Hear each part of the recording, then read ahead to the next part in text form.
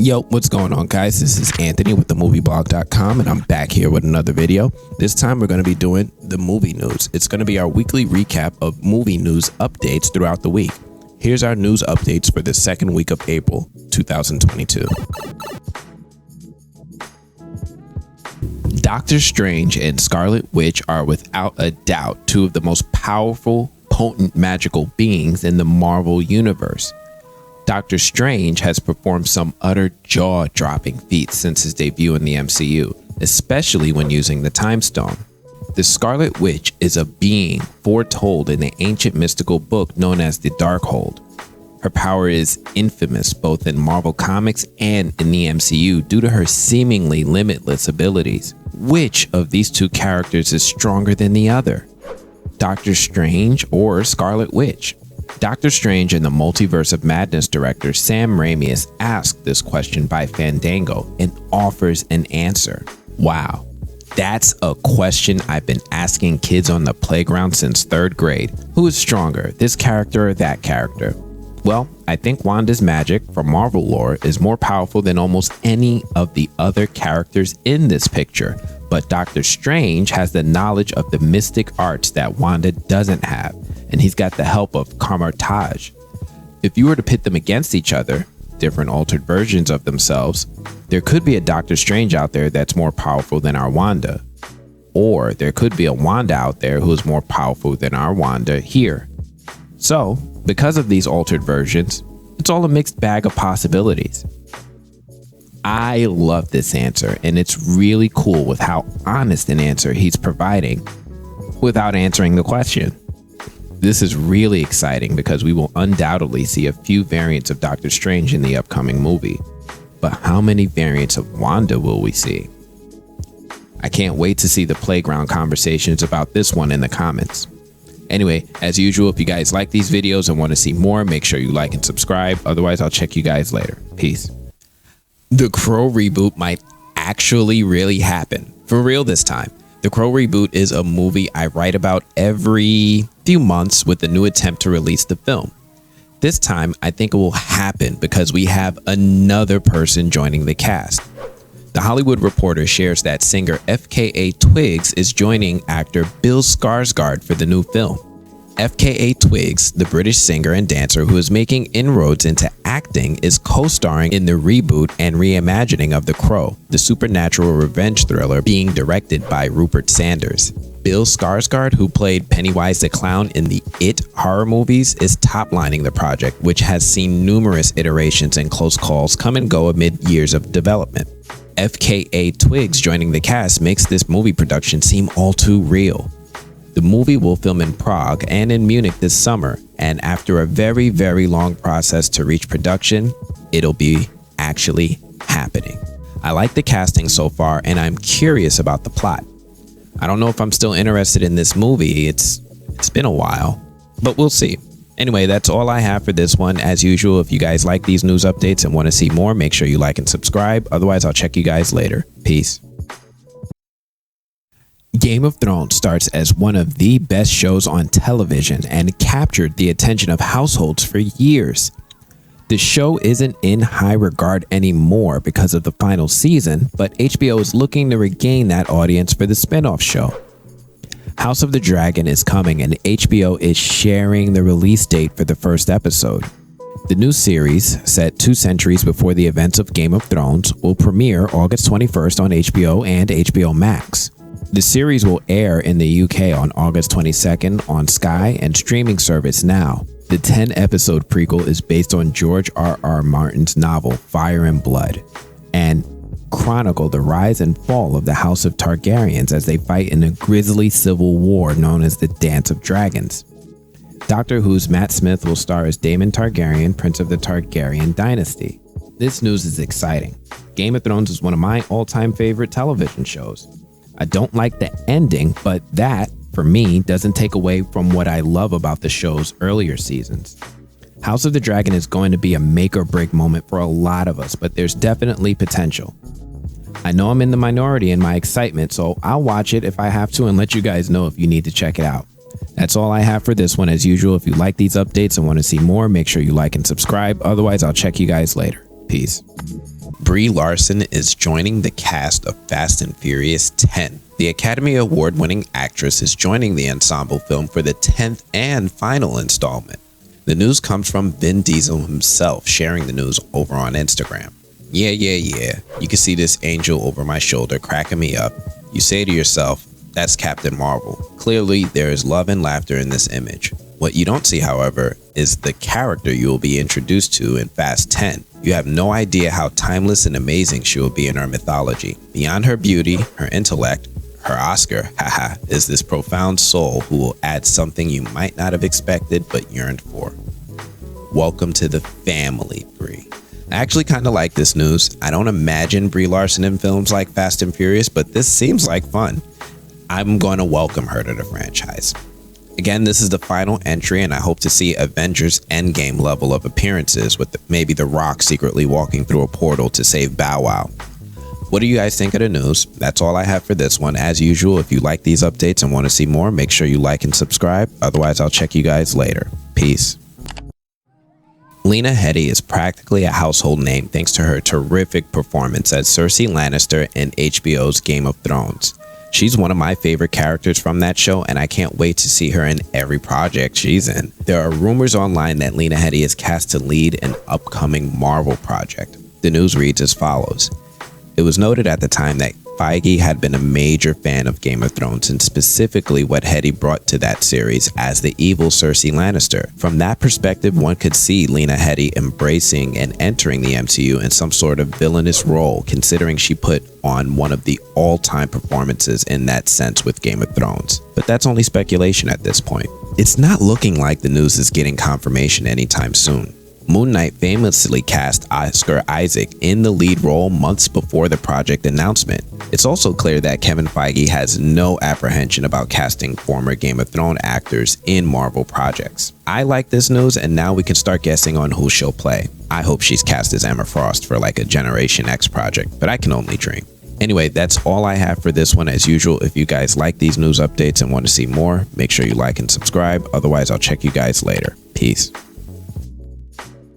Sam Raimi is enjoying a lot of the excitement surrounding the new Doctor Strange in the Multiverse of Madness movie. The director is enjoying this success at the same time as Spider-Man star Tobey Maguire after appearing in Spider-Man No Way Home. With both Maguire and Raimi working with Marvel, one has to wonder if Spider-Man 4 is possible. Sam Raimi, the director, actually affirms that he thinks it's possible when he shares the sentiment with Yahoo. I've come to realize after making Doctor Strange that anything is possible. Really, anything in the Marvel universe, any team-ups, said Raimi. I love Tobey, I love Kirsten Dunst, I think all things are possible. I don't really have a story or a plan. I don't know if Marvel would be interested in that right now. I don't know what their thoughts are about that. I really haven't pursued that, but it sounds beautiful. Even if it wasn't a Spider-Man movie, I'd love to work with Tobey again in a different role. This absolutely seems possible, and I would love to get a Spider-Man 4.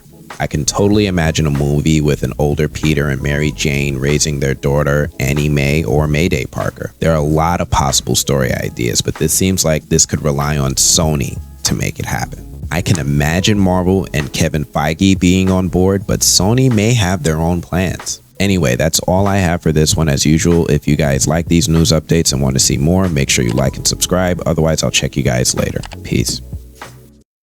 I think Disney Plus is high on every actor's list as a place to get a job. For the most part, if you're cast in a Disney show, you get a healthy amount of opportunity for future work. We're learning today that the Adam Project actor Walker Scobell is cast as Percy Jackson in their upcoming Disney Plus show. Walker Scobell appears alongside Ryan Reynolds in Netflix's The Adam Project, and you guys should be excited for this. He's just coming off a breakout role in the Netflix film The Adam Project opposite Ryan Reynolds and Mark Ruffalo, and will next be seen in the movie Secret Headquarters, which stars Owen Wilson and Michael Pena. Now, I understand why Disney cast Scobell in this role. He's got the look that works and is around the right age, and he seemingly pals with Ryan Reynolds. I'm not a fan of his performance in the Adam Project so much, but I get it. I'm curious what this is going to look like, and I'm excited to hear more and see who else is going to be cast in the show. The official synopsis for the show reads as follows. Percy Jackson is a smart and compassionate kid with a sharp sense of humor. He's always seen himself as an outsider, in no small part because of how the world sees his ADHD and dyslexia. He's impulsive and rambunctious and is quick to anger when things seem unfair to him. But beneath his cynicism is an affectionate son and a loyal friend who just wants to do right by those he cares about. If only he could find a place where he fits in. That's all I have for this one. As usual, if you guys like these news updates and want to see more, make sure you like and subscribe. Otherwise, I'm going to check you guys later. Peace.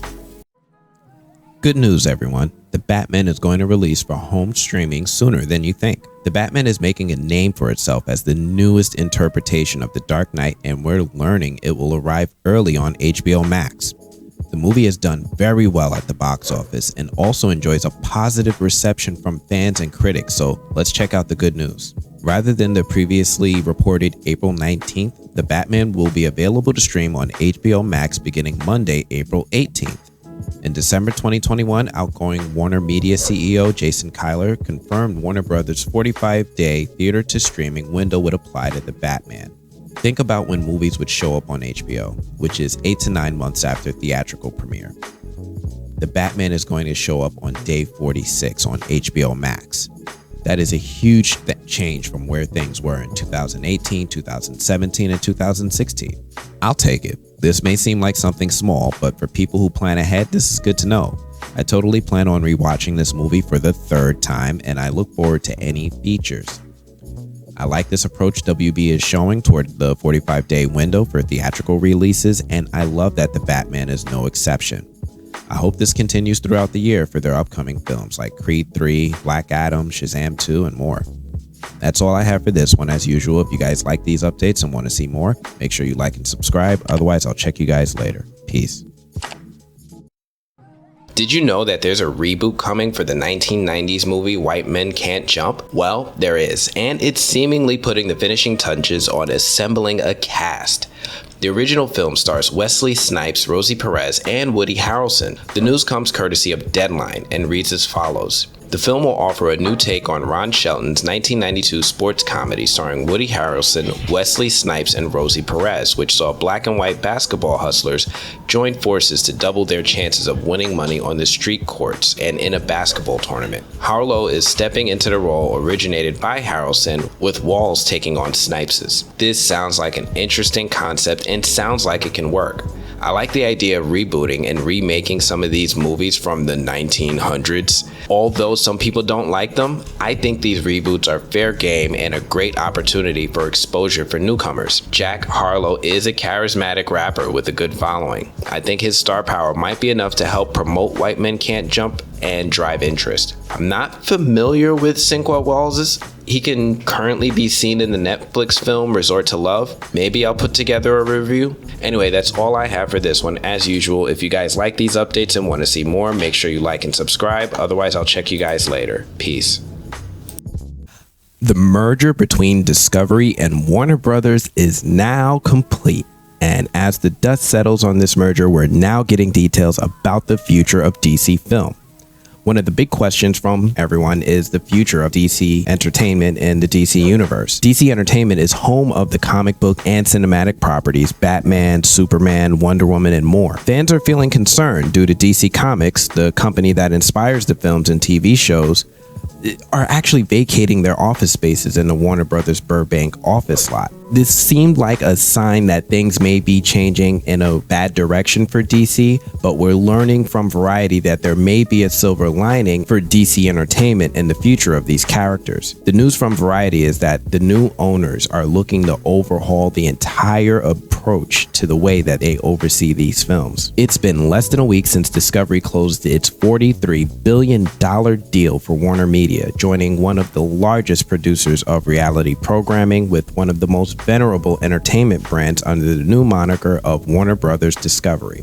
David Zaslav, the CEO of the combined companies, and top leadership have been toying with the idea of turning DC into its own solidified content vertical. The move would potentially affect DC feature film development in the Warner Brothers Pictures Group, streaming series at Warner Brothers Television, and the creative arm within DC proper, all in an effort to have the disparate elements more closely aligned in order to maximize the value of the superhero stable, one often seen as punching up against Marvel. One of those candidates included Emma Watts, a former top film executive at 20th Century Studios and Paramount, but it does not appear that Watts will take the job. One insider suggests that Zaslav was less interested in finding a creative guru and more eager to hire someone who had the type of business background needed to keep all the different factions at DC working more harmoniously. Now, this news is incredibly shocking. I'm super excited to hear this news as I absolutely love the DC characters. The recent DC movies are successful and WB is continuing to release films.